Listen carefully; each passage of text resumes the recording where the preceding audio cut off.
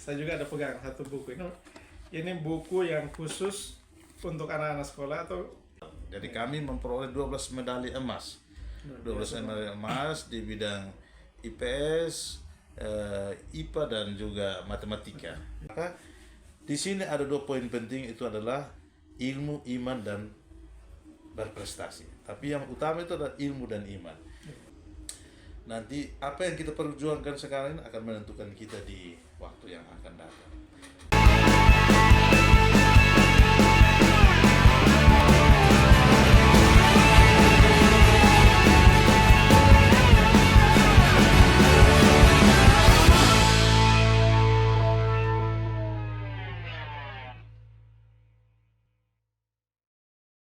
Halo, salam sejahtera untuk kita semua. Kembali lagi bersama saya Redemptus Ukat di Maneveto Podcast. Baik, hari ini kita akan berbicara lagi tentang tema pendidikan. Kali lalu kita sudah berbicara tentang pendidikan masyarakat bersama Bapak Desa Kabuna. Nah, hari ini kita akan bergeser sedikit ke dalam. Kita akan berbicara tentang literasi di sekolah.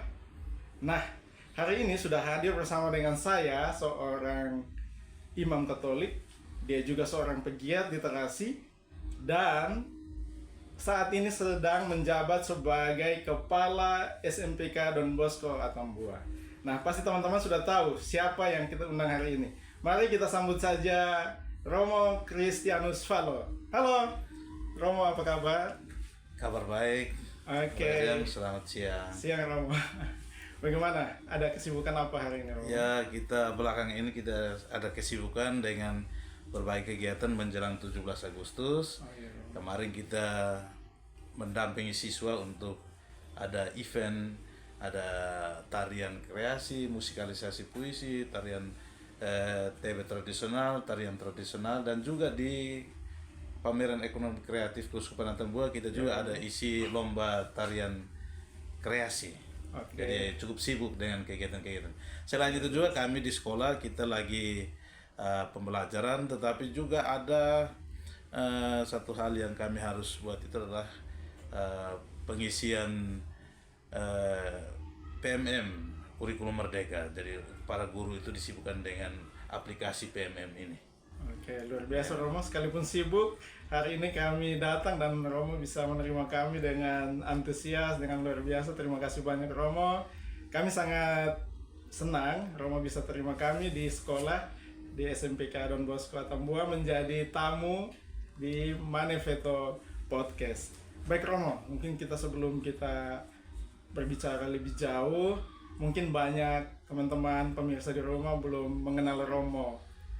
Mungkin apa yang menjadi peran Romo selama ini sebagai kepala sekolah, mungkin ada juga yang belum tahu. Mungkin Romo bisa memperkenalkan diri dulu. Baik, saya Romo Chris Falo PR. Saya seorang imam. Saya ditabiskan tahun 2013. Tugas pertama di Paroki Santo Agustinus Faturenau. Tahun 2015 saya dipindahkan ke Paroki Katedral sampai dengan saat ini. Nah, saya sebagai seorang imam, saya juga mendapat SK untuk menjadi kepala sekolah SMPK Don Bosco Atambua itu di tahun 2022 sampai dengan sekarang. Selain itu, saya juga di bidang literasi, karena saya juga berperan aktif di literasi. Saya sebagai Ketua Forum Taman Bacaan Masyarakat Kabupaten Belu. Dan selain itu juga saya memperjuangkan literasi tidak hanya di masyarakat, tetapi juga karena saya sudah di sekolah, saya lebih fokus pada sekolah. Saya juga mengurus bakal Paroki Kunero sebagai stasi. Saya juga dipercayakan untuk mengurus bakal Paroki Kunero. Mungkin itu perkenalan singkat. Oke, baik. Baik teman-teman, juga mungkin ada yang belum tahu, Romo ini juga seorang penulis. Ya, Romo pernah menulis sebuah buku berjudul Jalan Pulang. Betul. Ya. Selain itu, kami juga sering nonton juga. Romo ini juga kita boleh bilang dia seorang YouTuber. Habis hebat, punya suara yang bagus juga. Dan apa kalau singkatnya kita bilang Romo ini multi talent. Seperti itu. Baik, nah Romo, hari ini kita akan mau omong sedikit tentang prestasi siswa termasuk juga literasi yang ada di SMPK Don Bosco. Nah, baru-baru ini saya baca di media sosial itu SMPK Don Bosco itu ikut Olimpiade Sains Siswa Nasional. Nah, dan mereka berhasil mendapatkan 12 emas, medali emas, ya, 3 perak, dan 2 perunggu. Ya, 2 perunggu Ya. ya. Itu bagaimana Romo? Bagaimana upaya atau bagaimana apa yang Romo lakukan sampai bisa meraih prestasi sebanyak itu Romo? Baik, jadi memang ini sangat prestasi yang luar biasa karena Olimpiade Sains Nasional ini memang tingkat nasional. Jadi kami memperoleh 12 medali emas. 12 medali emas di bidang IPS, IPA dan juga matematika. Jadi 12 medali emas, 3 perak dan 2 perunggu. Total semua ada 17. Ya. Awal kami berjuang untuk memperoleh ini setelah kami dapat informasi, dapat berita, kami langsung mendaftarkan siswa untuk mengikuti perlombaan ini. Setelah mendaftarkan siswa, kami membuat kelompok belajar, pendampingan untuk mereka dengan jadwal yang ada. Kita mendampingi di luar jam sekolah. Mereka mengambil waktu tambahan dari jam 1 sampai jam 2. Kita mendampingi hampir 2 minggu. Nah, anak-anak membawa bekal dari rumah karena pulang kemudian untuk mereka yang mengikuti perlombaan ini. Jadi setelah 2 minggu didampingi, mereka diikutkan lomba. Kebetulan lomba ini adalah lomba online, bergabung dengan provinsi-provinsi yang lain. Jadi ada ratusan siswa dari berbagai provinsi yang ikut. Nah, karena itu kita juga mendaftarkan mereka, dan saya mau supaya mereka ada motivasi. Biasanya siswa kalau kita mendaftarkan mereka untuk mengikuti perlombaan ini termotivasi untuk belajar. Ketimbang kalau mereka di kelas, kadang-kadang kita suruh belajar masih malas-malas. Tetapi kalau lomba, namanya lomba, mereka betul antusias untuk mempersiapkan diri. Akhirnya kami mengikuti perlombaan itu dari 40 siswa, ada yang gugur, tetapi ada yang tembus. Ada 40 siswa. 40 siswa. Saya mau supaya mereka ikut, supaya motivasi mereka. Akhirnya ada yang sampai di provinsi, tetapi ada juga yang tembus ke nasional, bahkan mendapatkan medali emas. Ya. Oke. Berarti dari 40 siswa itu ada 15 siswa, total 15 siswa yang berhasil mendapatkan juara di tingkat nasional. 17 siswa. 12 ini medali, 3 perak dan 2 perunggu. Oke, 17 siswa. Oke, luar biasa Romo. Nah, ini apakah untuk dapat medali ini Romo sudah target khusus waktu itu? Target harus berapa? Atau ini di luar target dari yang Romo? Tidak, target kita memang kita harus saya mau mengukur kemampuan siswa, apakah siswa di perbatasan ini, di kabupaten perbatasan, apakah bisa bersaing dengan mereka yang di kota atau tidak. Jadi saya mau mengukur mereka punya kemampuan dengan adanya perlombaan itu. Lalu selain itu juga kita memang mempersiapkan mereka serius karena kita mau mengejar akreditasi. Biasanya kalau akreditasi itu salah satu poin yang mereka lihat itu adalah prestasi. Apalagi ini prestasi nasional, tentu kredit poinnya sangat tinggi. Nah, itu makanya kita betul-betul mempersiapkan. Saya kalau untuk lomba itu saya betul-betul antusias untuk siswa. Nah, karena kita mengukur kemampuan mereka mampu atau tidak. Tidak hanya siswa, tetapi dengan itu juga penilaian untuk guru. Betul. Nah, dan guru yang mengajar mereka itu berarti kalau mereka tidak berhasil, berarti mereka harus evaluasi. Betul sekali. Nah, baik, Romo, itu salah satu prestasi anak-anak yang di bidang akademik. akademik ya. Mungkin ada selama ini Romo dong sudah berusaha, ada prestasi-prestasi apa saja yang diraih oleh anak-anak selain di bidang akademik, Romo? Ya, selain di bidang akademik ini baru-baru kita mengikuti O2SN tingkat kabupaten dan juga FLS 2N. Iya, iya. O2SN ini setelah kita kabupaten kita mendapatkan 12 piala. 12 piala. 12 piala. Ya. Lalu di provinsi, lanjut ke provinsi, kita mendapatkan 1 medali emas dan 1 perunggu untuk olahraga ya. O2SN. Sedangkan untuk FLS2N untuk seni kita sementara mempersiapkan 1 siswa mengikuti seni melukis literasi digital. Jadi dia sementara kemarin sudah masuk wawancara untuk persiapan semifinal untuk nanti tingkat ke nasional karena sudah tembus ke provinsi. Nah, itu event bergengsi yang diadakan oleh Kementerian Ristek. Nah, karena itu kami memang betul harus mengejar itu. Betul. Romo. Baik, ini luar biasa Romo ya, pencapaian anak-anak ini. Nah, kami mungkin pemirsa di rumah juga mau tahu model pembinaan seperti apa yang Romo terapkan di sekolah, maksudnya untuk bisa anak-anak bisa sampai mengejar cita-cita mereka ini, Romo. Ya, jadi kita di sini kita ada sesuai dengan visi kita itu adalah mewujudkan warga Don Bosco yang berilmu, beriman serta berprestasi. Jadi tentu pertama itu akademik. Akademik itu kita memang harus mengukur mereka dengan perlombaan yang bersifat akademik. Olimpiade kami ikut, Olimpiade Sains Nasional kami ikut. Lalu selain itu kita ada juga di sini yang kegiatan-kegiatan ekstra, ekskul. Kegiatan ekskul itulah kita kejar. Ada berbagai macam kegiatan ekskul yang kita dampingi di sini. Ada kegiatan jurnalistik, pramuka, futsal, musik, inkai, sanggar digital, drum band, pencaksilat, bahasa English club, dan juga seni tari, seni vokal, itu semua ada. Kita buatkan kelompok-kelompok. Jadi siswa ini kita kasih mereka daftar, mereka isi. Kami minatnya di sini, Setiap siswa boleh pilih 1 atau 2. Nah, disitulah kami mulai kembangkan. Kami mendampingi pada sore hari ketika ada perlombaan. Kami sudah ada orang-orang yang harus kami ikutkan dalam perlombaan. Jadi kita tidak hanya mengejar akademik, tetapi kita juga memperhatikan minat dan bakatnya. Makanya belajar sesuai dengan minatnya, bakatnya itu lebih kena. Karena memang itu hobinya di situ, bakatnya di situ. Nah, itu yang kami kembangkan. Maka ini salah satu menjadi daya tarik tersendiri untuk lembaga pendidikan ini. Maka untuk kami di sini karena banyak yang melihat kegiatan-kegiatan ekskul ini, banyak yang tertarik untuk masuk.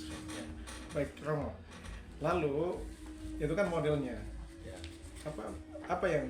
Fasilitas apa yang Romo berikan untuk anak-anak supaya mereka dengan model pendidikan ada mereka lebih semangat untuk belajar? Fasilitas apa yang disediakan dari sekolah? Ya, tentu di sini kita punya Bapak Ibu guru yang hebat dalam hal musik, dalam hal akademik, dalam hal olahraga. Jadi itu menjadi kekayaan kita di sini. Sehingga ketika ada perlombaan mereka bisa mengikuti. Selain itu kita berusaha untuk menyiapkan sarana prasarana yang memadai. Kita berusaha untuk macam drum band, kita harus siapkan itu. Ada yang tidak bisa siswa beli, kita sekolah fasilitasi, kita memberi sarana prasarana untuk bisa mendukung minat dan bakatnya. Kita kembangkan itu. Luar biasa Romo. Nah ini Romo, tadi kan kita omong tentang prestasi siswa. Sekarang kita coba masuk lebih ke dalam. Kebetulan Romo ini Ketua Forum Taman Bacaan di Kabupaten Belu juga.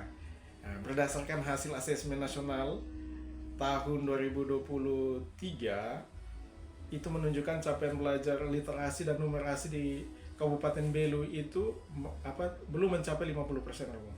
Atau masih merah, ya betul. Nah, apa yang Romo lakukan di sekolah untuk meningkatkan literasi anak-anak? Baik, jadi untuk literasi memang kita melihat dari rapor pendidikan, salah satu yang lemah itu masih merah, itu adalah literasi, khususnya literasi baca tulis dan numerasi. Baca tulis dan numerasi. Karena itu untuk berusaha untuk melihat ini, hal yang pertama yang saya lakukan di sekolah itu adalah kita identifikasi. Kira-kira siswa mana yang dia belum bisa lancar membaca. Kira-kira siswa mana yang belum bisa lancar menulis. Kira-kira siswa mana yang dia untuk perhitungan ini numerasinya belum bisa. Kita data dari kelas ke kelas. Lalu setelah kita data, kita buatkan jadwal dan pendampingan. Untuk tahun lalu kita mendampingi sekitar 20-an siswa, kita dampingi selama 3 bulan. 20 siswa? Ya, 20 siswa. Ya. Sudah SMP tapi belum lancar. Nah, kalau belum lancar literasi dasar ini, bagaimana dia mau menjawab soal yang ada? Bagaimana dia mau mengikuti ujian? Ujian yang soal-soalnya itu harus butuh analisa. Dia tidak bisa. Maka kita taraf pertama yang kami lakukan itu adalah kita data siswa. Data siswa, setelah itu kita mendampingi. Kita mendampingi, buatkan jadwal, kita bagikan guru pendamping, guru bahasa Indonesia, kita dampingi. Dampingi 3 bulan. Setelah itu kita evaluasi, kita lihat apakah sudah berhasil atau tidak. Dengan demikian, dengan adanya pendampingan ini kan ada hasil positif, dan saya sangka kalau kita buat seperti ini bukan hanya di sekolah di SMP tapi di semua sekolah, saya sangka untuk literasi ini kita bisa tingkatkan, bukan merah tapi ya di atas sedikit lah. Ya. Tapi memang ini untuk yang seperti ini memang butuh perjuangan, butuh gerakan dari semua, bukan hanya kita di sekolah, di rumah, orang tua, pemerintah, kita semua bergandengan tangan untuk ini. Karena untuk pendidikan di kabupaten ini, apalagi di perbatasan ini, saya sangka butuh perhatian yang serius. Baik, kan pemerintah nasional, pemerintah pusat juga mencanangkan ada gerakan literasi nasional. Nah, itu ada 6 literasi dasar. Itu ada literasi baca tulis, literasi numerasi, terus digital, sains, budaya, kewargaan, dan lain sebagainya. Itu yang paling difokuskan di SMP Don Bosco ini apa? Ya, selain yang literasi dasar yang saya sudah sampaikan itu, untuk literasi dasar ini kita di baca tulis ini kita juga fokus ke jurnalistik, mading. Mading ini setiap kelas itu ada madingnya. Lalu ada mading umum, dan pada saat ulang tahun sekolah kita ada satu event yang lomba mading antar kelas. Selain itu juga kita mengikuti event-event nasional, misalkan 17 Agustus temanya tentang Hari Kemerdekaan, dan itu memotivasi mereka untuk menulis. Nah, selain itu kita juga bergerak di literasi digital. Kalau literasi digital tentu di YouTube SMP Don Bosco itu semua sudah termuat di sana. Bagaimana kita kembangkan literasi digital ini. Ada yang bagian jurnalistik, reporter, ada yang podcast, kan buat podcast gitu juga. Ada yang edit dan lain-lain. Berarti nanti kita harus kolaborasi. Artinya itu yang saya mau melatih anak-anak untuk bagaimana mereka bisa tampil. Nah, bagaimana mereka bisa tampil, dan dengan adanya kemajuan teknologi ini memang kita harus masuk melalui dunia mereka. Dunia mereka sekarang itu adalah dunia teknologi. Nah, kita tidak bisa melarang mereka yang tidak boleh HP, tidak boleh tidak. Bagaimana kita harus arahkan mereka. HP ini memang penting, dan bagaimana penggunaannya supaya bisa tepat sasaran. Kalau tidak nanti penyalahgunaan. Kita literasi digital itu juga kita kembangkan. Baik, ini Romo, ketika Romo implementasi yang literasi itu di sekolah, pasti kan Romo menghadapi banyak kendala, mungkin karakter siswa atau siswa yang begitu banyak dengan berbagai macam ini keunikan dan lain sebagainya. Apa kendala yang Romo temui ketika berusaha untuk implementasi literasi ini di sekolah? Ya, untuk kendala tentu kendala dari dalam dan juga kendala dari luar. Kalau dari dalam ya mental, saya pikir karakter dan mental ini sangat berpengaruh.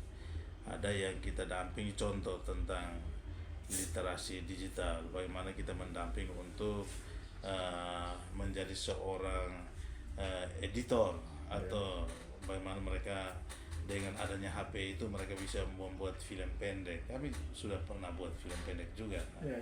Nah, lalu dengan adanya itu kadang mereka hilang muncul, semangatnya hilang muncul.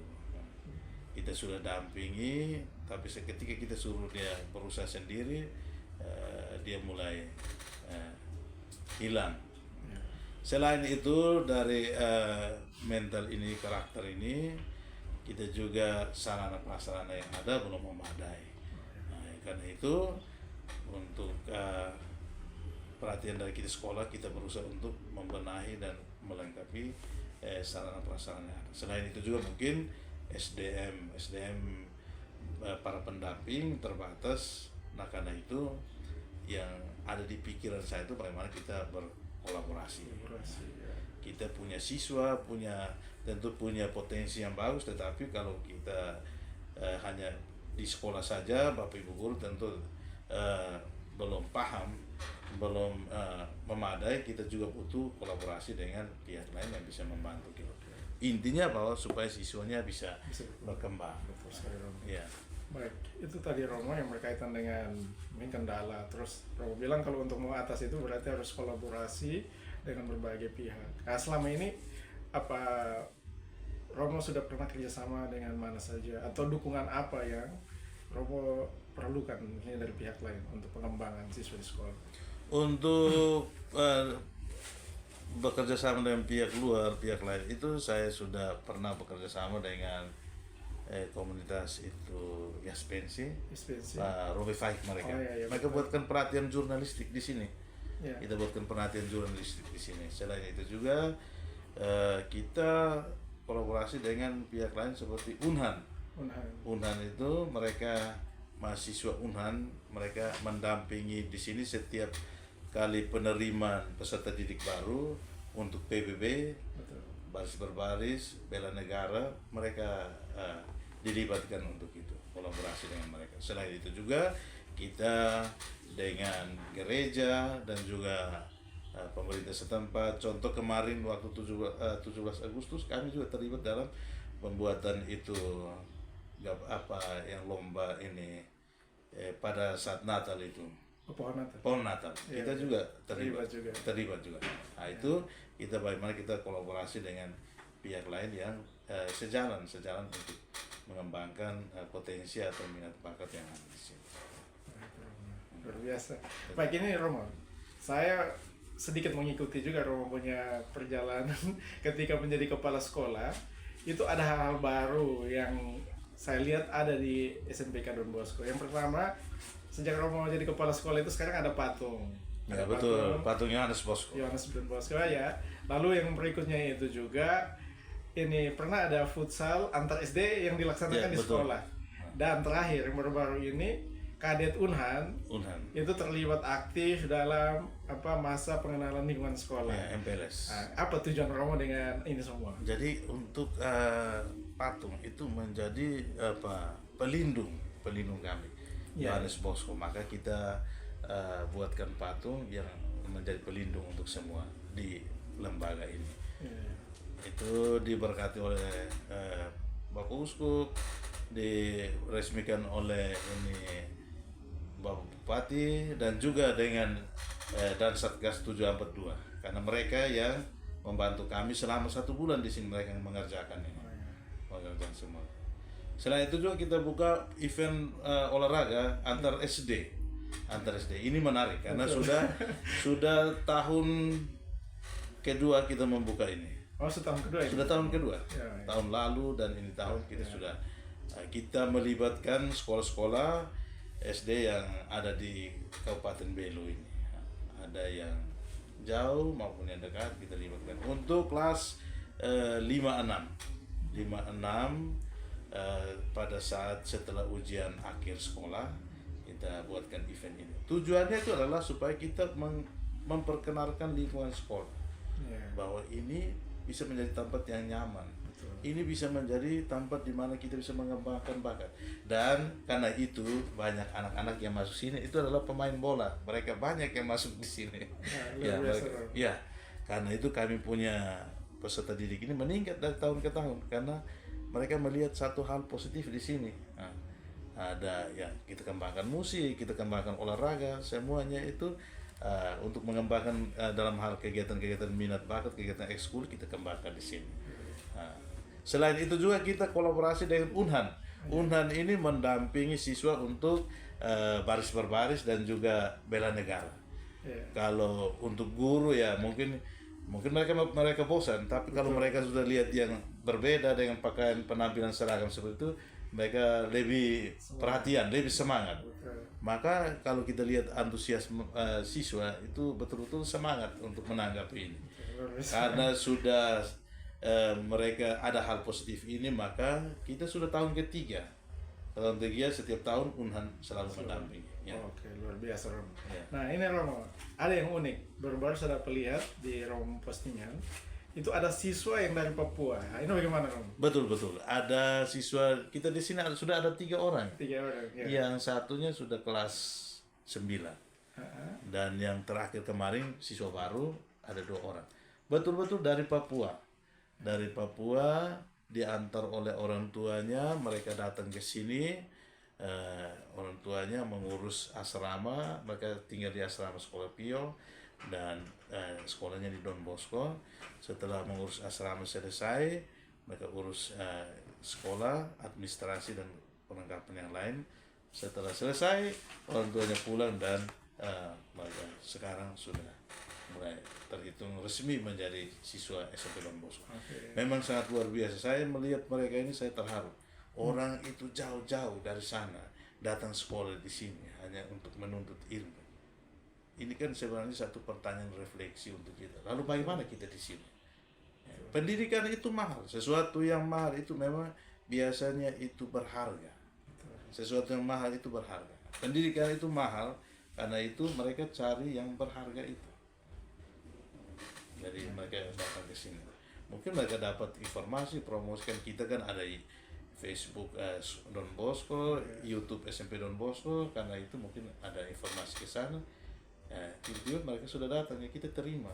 Karena satu sudah buka jalan, otomatis 1, 2 akan ikut. Yang kakaknya sudah kelas 9, ini 2 orang masuk lagi. Mungkin di sekolah lain ada, tapi untuk di SMP Don Bosco ya. Ini satu, dan luar biasa saya rasa seperti itu. Betul, jadi pengalaman tersendiri. Pengalaman tersendiri, dan itu menjadi motivasi untuk yang lain. Orang jauh-jauh datang hanya untuk sekolah. Lalu kita yang di sini yang sekolah dekat ini, bagaimana kita punya refleksinya? Oh, Romo, ini saya juga ada pegang satu buku. Ini buku yang khusus untuk anak-anak sekolah atau isinya apa saja nih, Romo? Ya, buku ini menjadi pedoman untuk kami semua. Buku judulnya Mewujudkan Warga Don Bosco yang Unggul dalam Ilmu dan Iman serta Berprestasi. Ini satu pencapaian dari saya sejak saya kepala sekolah. Saya menyusun bersama tim, kita menyusun satu pedoman untuk semua yang ada di sini.